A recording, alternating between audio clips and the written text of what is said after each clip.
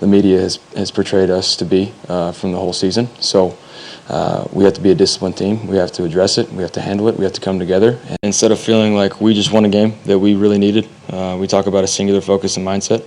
It feels like we lost. And so it's going to take time for us to realize that we just won this game, even though it's very obvious with the scoreboard. But that's the tough part. Welcome back to First Take. We are coming to you live from above the Heineken River Deck at Pier 17. We just heard from Myles Garrett and Baker Mayfield on last night's brawl following the Browns' win over the Steelers. We now welcome in NFL analyst Damien Woody. What's up, Damien? I'm good. How you guys doing? What's up, big boy? What's going on? Good job on SportsCenter last night. Thank you. Absolutely. Stephen A., I'll start with you. Will this fight follow Myles Garrett for his entire career? It could, but I don't think so. I think because as egregious as it was, and it was egregious, and I think it warrants a season-ending suspension. I think that, it's one of those things where he can recover from it if he comes back and make sure there's no duplicate performance. There's no duplicate action. If he comes out and he just plays lights-out football and he conducts himself like a model citizen on the football field, I think this is something that he can move past because it was on the football field in the heat of action. Again, the action was inexcusable in my estimation. He deserves to be suspended, no question about that. But this is not a guy that's getting in trouble off the field. This is not a guy that's been arrested or anything or found himself in trouble with the law. This is not a guy that has that kind of, he's not a repeat violator to this level, to the point where we see a laundry list of incidences involving him that provoked league sanctions against him. This is not the case. And as long as that remains to be so, that this is an isolated incident, I do think that eventually he could recover from it. We'll see highlights if somebody else does something stupid. We'll always see those highlights of him. We'll never forget it. It'll never leave our mind's eye. But to say that it's something that will stain him to the point where his character, his reputation, wherever he goes, however long he stays in Cleveland, it's going to sully him for the rest of his career, I think he has an opportunity to come to get over that and to go beyond that. People are going to remember it because they can't recall seeing something like this before. So in that sense, it'll follow him. I think part of this will be how these two players, Myles Garrett and Mason Rudolph, behave for the rest of their career. If Mason Rudolph winds up in another melee, like something like this, that he once again instigated, escalated, and continued, then it will not look as bad for Myles Garrett. If instead Myles Garrett winds up in another incident or two where it's like, whoa, that looked extracurricular, and Mason Rudolph doesn't get into it again, we'll look back at this differently. But that's the point that I emphasize. Two players. Like, when you see Pouncey throwing shots, right? No one blames him. Oh, he saw his dude assaulted Damien Woody, as I heard you say, with a helmet, so he just sees red and he's just punching. Well, Myles Garrett saw red too. But one guy started a fight, escalated the fight by trying hard to take off the other guy's helmet. Instead, he got his helmet taken off. And then when it was over, continued the fight. So you start it, you escalate it, you continue it, but the other guy ends it, and now we're all mad at the other guy? It doesn't work that way. Not to excuse hitting someone with a helmet. That should be dealt with. There should be a suspension, more than is just in the rule book, which is, by the way, it's in the rule book, Article 17, 15 yards and automatic ejection, disqualification. For taking a helmet off. For swinging a helmet. That is in the rule book. There's a penalty prescribed for that already. 15 yards, disqualification. If you want to add to that, I get it. Commissioner's discretion, it's a bad look. We're talking about head trauma. Can't use it as a weapon. What if you cracked his head open? Although that's probably unlikely, but okay. 2 games, 4 games. Someone wants to argue on the outside, 6 games. Okay, I think it's excessive. Also have to look at Mason Rudolph. Trying to take the helmet off, escalating it, continuing it when it was over. I'm sorry if I don't see him as the victim in this. I think he'll have an opportunity to get past this. As egregious as this whole his actions were last night, we just haven't seen anything like this on in the national stage on the field like that. We've heard from many players talk about anytime a helmet comes off. That's when guys usually pump the brakes because they understand the ramification that, if that happened with other players, you never know what could happen physically to that player. I think if Myles Garrett, I don't know Myles Garrett personally, but from everything that I've heard from other people, He's a good dude, deep dude. His character isn't what's really displayed that was on the field last night. I think if he fulfills his promise as a player throughout the rest of his career, I think that will be the opportunity for him to move forward. We won't forget this because it was so egregious and it was on a national platform. But I think if he can fulfill that promise of being the number one pick and continue to be that devastating player on the defensive side of football and lead the Cleveland Browns to be a perennial winner, then I think at the end of the day, most people will let it slide. Yeah, again, when you talk about like what is expected when the helmets come off, restraint, who didn't show restraint? It was Mason Rudolph's helmet that was off. It was Mason Rudolph who brought helmets into it in the first place, and it was Mason Rudolph who pursued the fight with his helmet off. Wait a minute, Max. Hold on, Max. Hold on 1 second, Max. Okay, because I've been hearing this whole argument from you this whole morning, and I'm going to set the record straight on this. When you're talking about taking off a helmet, that's when everything stops. The fact that Myles Garrett stripped the man of his helmet and then used the helmet as a weapon, Max, do you understand what could have happened in this particular situation? Because what I'm hearing from you is like a bunch of whataboutism. Well, what about Mason Rudolph? Max, we're talking about a guy who could have been seriously injured or potentially killed in this particular situation with a weapon. Why are you? Wait a minute. Hold on. Because the odds that he was going to get killed by that are extremely remote. Why are you rolling your eyes at me saying this? We're talking about a 6'5", 270-pound man, okay, whose adrenaline's at an all-time high, and if he used the crown of the helmet, who knows what could have happened? I don't understand. Why would you roll your eyes at that with me saying that? Because it was Mason Rudolph who tried to take off the helmets.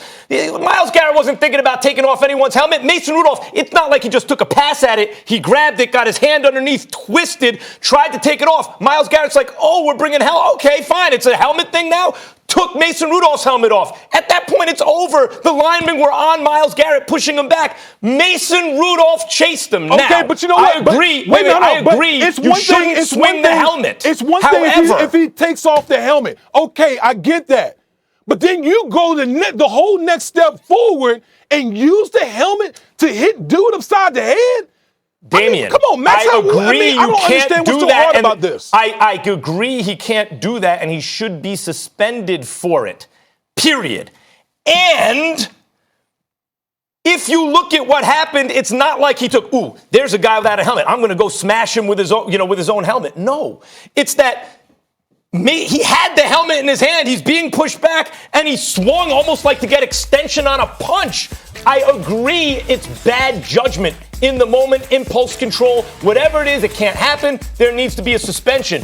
But to make it sound like he went and assaulted me, he went and hunted this guy down and tried to hit him in the head with a helmet. That's not what happened. Mason Rudolph brought the helmets into it. Mason Rudolph pursued him when he was being restrained by Mason Rudolph's teammates, and now Mason Rudolph is the victim. Oh, wait a minute. Hold on, Max. The fact you're saying that Mason Rudolph pursued him, okay? He pursued him without a helmet on. Yeah, he did. did. So what type of threat? What type of threat is Mason Rudolph without a helmet? The fact that Myles Garrett has his helmet in his hand, what type of threat is Mason Garrett to Myles Garrett in that particular situation? Please tell me. I see. When you're mad because a guy started a fight with you, tried to take your helmet off, and his teammates are on you, you have to calculate all that. It seems like you're trying to give Mason Rudolph an out in this whole. Mason Rudolph or Myles Garrett? You're trying to give Myles Garrett. Excuse me. You're trying to give Myles Garrett an out in this whole situation by saying that Mason Rudolph pursued him, so he had to retaliate. Well, let me. No. Wait, excuse me, real quick, Stephen A. Sure.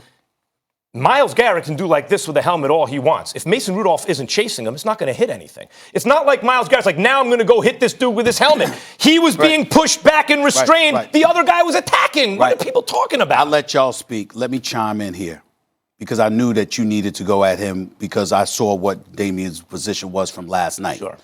I started off the show by saying, Max, that your position was asinine, and I'm going to repeat that. Here's why.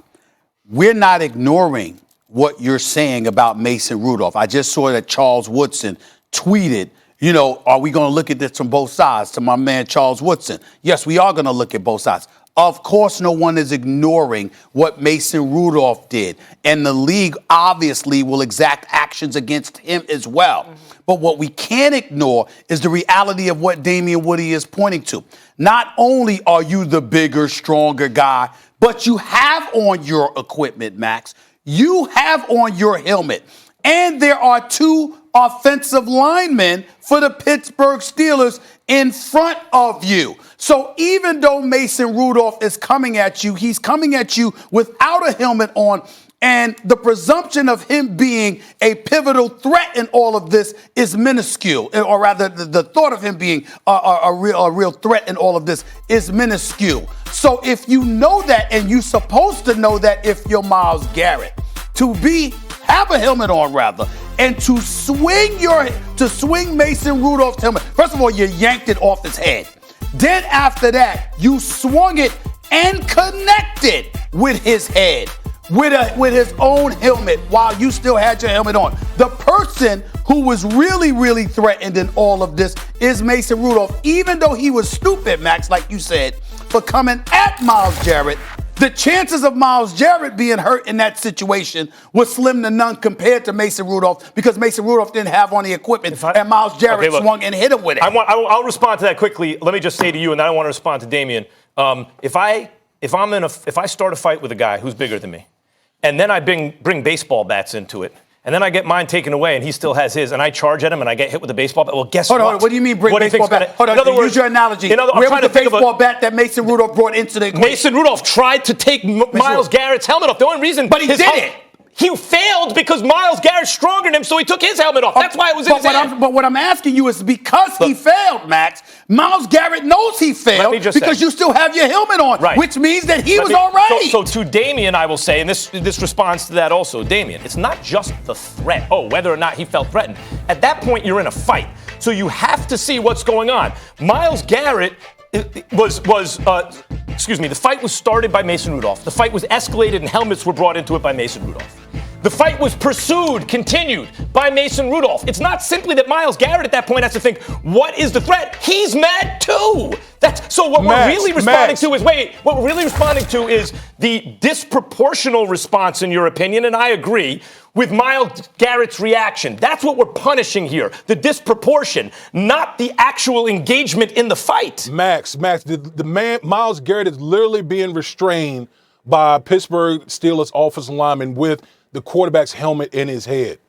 What threat is Mason Rudolph right there? Again, you're going to threat. He's not a threat, Max. You're not going to, but it's not about threat. The fact that you feel like it's almost like you think it's okay. Damian, it's not about threat. It's not about threat. They're mad at each other. They want to fight. Mason Rudolph's pursuing the fight. So Garrett wants to fight too at that point. But here's the difference. You're going to use a weapon? You're going to use a weapon in this particular situation? That's punishable. The question is, what should the punishment be? The point is, everything Garrett did was in response to.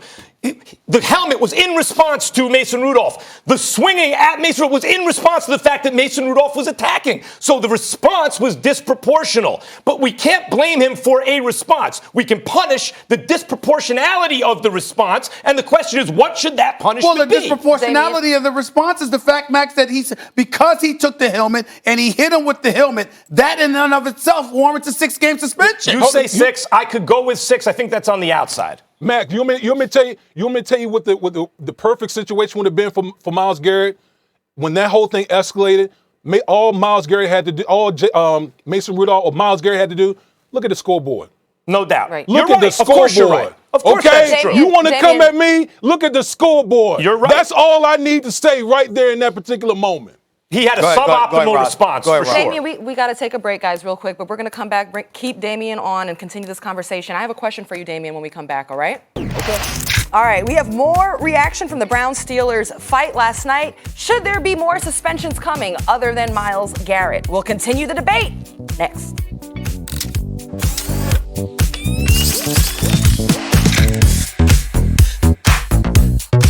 Get a Little Caesars large no-crust pizza. With so much cheese and pepperoni, who needs a crust? Guys, I think we need a crust. Get a Little Caesars large thin crust pizza.